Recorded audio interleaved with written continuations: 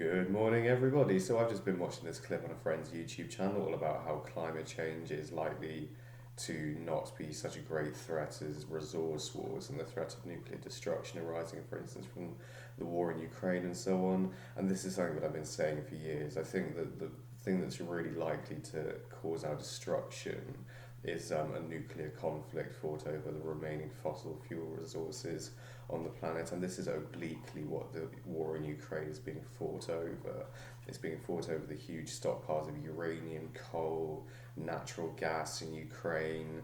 Also, Ukraine's agricultural output is very important, very significant.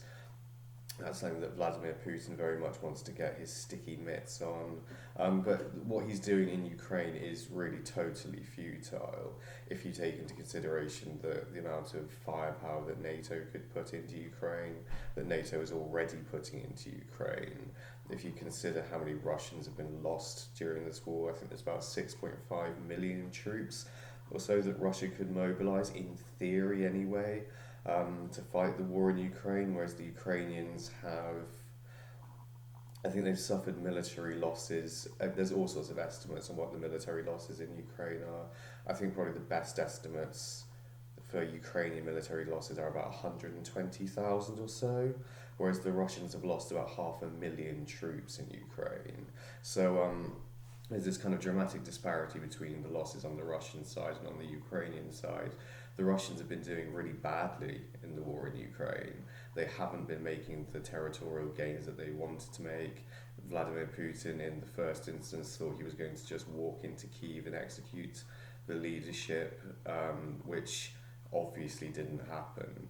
Then he had a 40-mile column of tanks and armoured personnel carriers that were going into Kyiv, and the plan there was to try and sequester the capital using a huge invasion force, but that didn't work out, and now he's fighting this war of attrition in the Donbass region, and that seems to be going nowhere at all, and I doubt it will go anywhere at all. But Putin has also said in other bits of propaganda and interviews and things that if the war in Ukraine doesn't go his way, he will use nuclear weapons.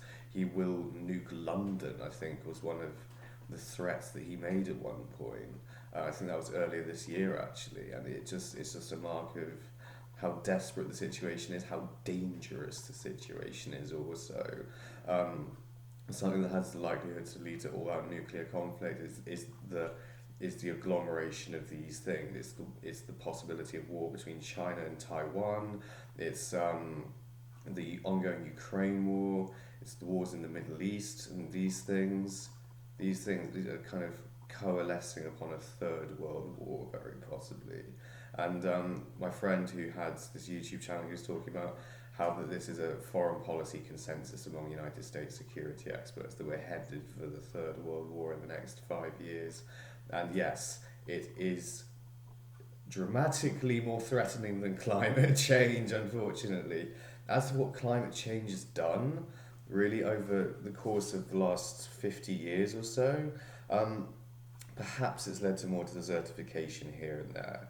Perhaps it's led to more extreme weather. Like these things, yeah, are a problem. I don't deny that. They are threatening on a level. But I don't think that when it comes to something like nuclear holocaust, I don't think it quite measures into something quite that destructive. I don't think it measures up to that, really. I don't think the the prospects of climate change, I think those are outweighed by nuclear holocaust. I think nuclear holocaust is likely to be far deadlier for everyone involved, and I think climate change is very much a secondary concern. But having the hottest years on record and so on, like maybe we are having those even. Maybe it's also to do with how we measure temperature though, and the fact that we have more instruments in space now measuring temperature and so on, and we have this accumulation of error within old climate models. I've read research saying that sort of thing, and that as our instruments become more accurate, the error bars diminish in our readings of temperature and things, and we therefore gain better estimates as to what the climate really is, and this closes a kind of a gap in the statistics between, over time. So it might just be that we're recording errors in our readings and that our measurements are becoming more precise, so that it seems as though it's warming up, whereas it actually might not be so much. Or it might be getting warmer, who knows? I think the consensus on climate change is rapidly projected as a consensus. I think it's a huge distraction, unfortunately. I think it's a huge distraction from issues of resource security, and I think we need to be focused much more on doing things which will help the climate as well, such as moving towards more renewable sources of power generation, more solar, wind, tidal energy, more geothermal energy, and so on and so forth.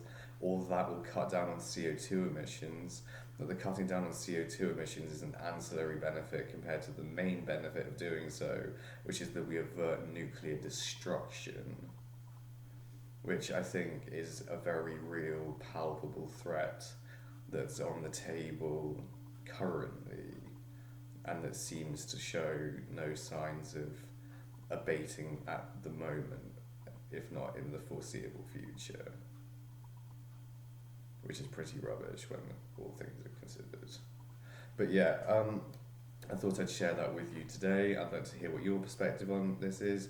Do you think climate change is as big a problem as nuclear destruction? Do you have any evidence that climate change thus far has caused anything comparable to the devastation that would be caused by all-out nuclear war? I'd be very interested to see if anyone does have such evidence. I don't think you do, really. And we have been burning fossil fuels for an awfully long time. I know we've been burning them since the middle of the 19th century or so. During that time, all sorts of things have happened. Apparently there's been this increase in global temperatures, but I don't think we quite know whether or not that's from human activity or not. I don't think we know enough about space science really to be able to make that distinction quite yet. The information that we have on solar irradiation, for instance, stellar astrophysics is really kind of a neophyte discipline. It's not all that well advanced, even though you may think it is. We, for instance, didn't know until the early 90s that the sun emitted mostly infrared radiation as opposed to mostly visible light radiation. So, in my opinion anyway, the whole climate change thing has been very much puffed up, and the real threat that we've been facing this whole time, yes, is nuclear destruction as a result of resource conflicts, for whatever natural gas, oil, coal, and so on, like the war in Ukraine probably is, but there we go. Thank you for watching, everybody. Bye, love you lots, I'll see you soon.